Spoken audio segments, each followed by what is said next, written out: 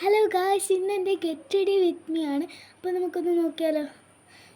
അപ്പോൾ നമുക്കൊന്ന് മുടി ചെയ്യാം. ഞാൻ ഫസ്റ്റ് ഒന്ന് മുടി കൊടുക്കും. ഞാൻ ഇങ്ങനെ എല്ലാ ദിവസവും പല മോഡലിൽ ഞാൻ കെട്ടാറുണ്ട്. ഇന്ന് എനിക്ക് ഇങ്ങനെ കെട്ടാൻ തോന്നി. ഞാനിങ്ങനെ വിചാരിച്ചു ക്ലിപ്പ് നോക്കിയെടുക്കാൻ കുട്ടികളെ ഞാൻ ഇത് റെഡ് കളറുള്ളൊരു ക്ലിപ്പ് എന്നിട്ട് ഹെയർസ് കുത്തിയിട്ടുണ്ട്. അത് മതിയില്ല. ഹെയറിൻ്റെ കാര്യത്തിലൊരു തീരുമാനമായി. ഇനി നമുക്കൊരു മോതിരം ഇടാം. മോതിരം ഫസ്റ്റാണല്ലോ ഗെറ്റ് റെഡി കിട്ടാൻ.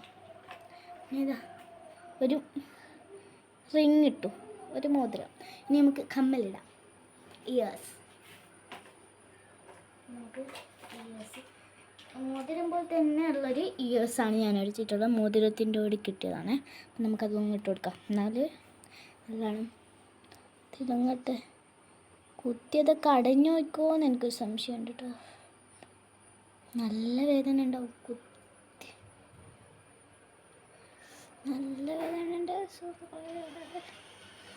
ഇപ്പം ചോര വരും തോന്നുന്നു. ഞാൻ കയറ്റിയപ്പോൾ ഒന്ന് സമാധാനമായി. പക്ഷേ അത് വേദന നന്നായിട്ടുണ്ടാവും. ഇത് ഞാൻ ഡെയിലി ഇടാറില്ലല്ലോ.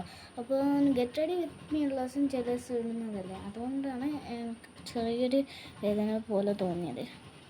നമുക്ക് ഇത് ഇട്ട് കൊടുക്കാം. ഇതിൻ്റെ അവസ്ഥ എന്താണെന്ന് എനിക്ക് അറിഞ്ഞൂടാ. അതിനെക്കാട്ടും ബോർ.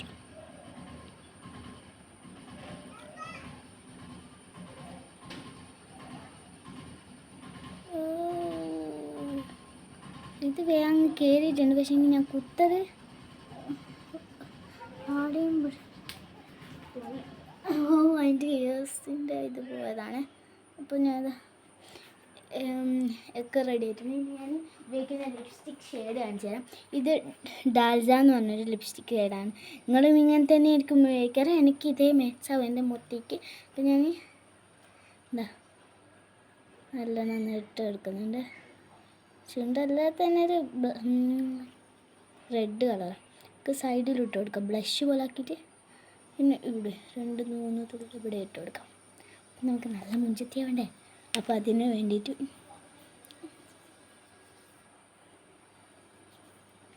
ഇങ്ങനെ ഞാൻ റെഡിയാവാറ്. നിങ്ങളും ഇതുപോലെയാണ് റെഡിയാവാന്നുണ്ടെങ്കിൽ നിങ്ങളൊന്ന് കമൻറ്റ് ചെയ്യണേ. അപ്പോൾ എല്ലാവരും എൻ്റെ വീഡിയോ ഒന്ന് കണ്ടില്ല